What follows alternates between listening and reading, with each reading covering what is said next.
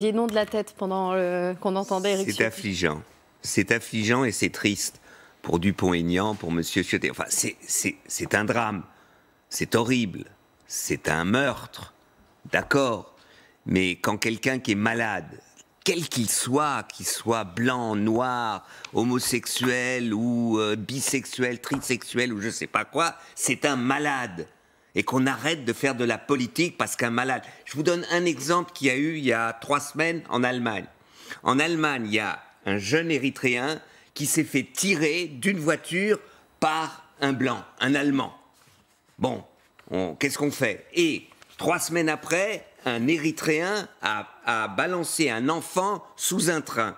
Horrible, il était malade, il était recherché, il était sorti d'un hôpital psychiatrique en Suisse. Qu'est-ce qu'on fait? Oui, il y a des réfugiés qui sont malades. Sauf oui, que là, il n'est pas réfugié. En gros, la droite et l'extrême droite disent qu'il n'avait rien à faire en France. Il s'agirait d'un Afghan. Il y a des tas de gens qui ont affaire en France qui sont malades. Avec 3 dates de naissance.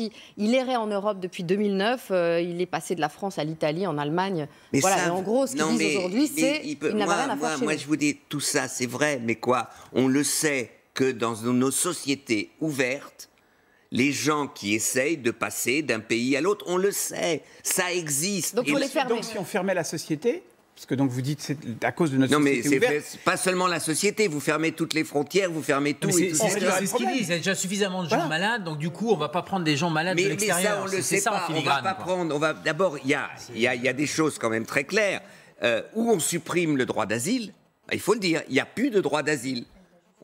S'il y a le droit d'asile, après, il y a sur les 100 personnes qui demandent l'asile, il y en a peut-être 1 ou 2 qui sont malades. Il y a 1% de schizophrènes sur la planète, voilà, partout. C'est de partout. En France, en Afghanistan, de partout. Et puis les autres, ils essayent de rester dans un pays, ils vont dans un autre, etc., sans tuer qui que ce soit. Donc,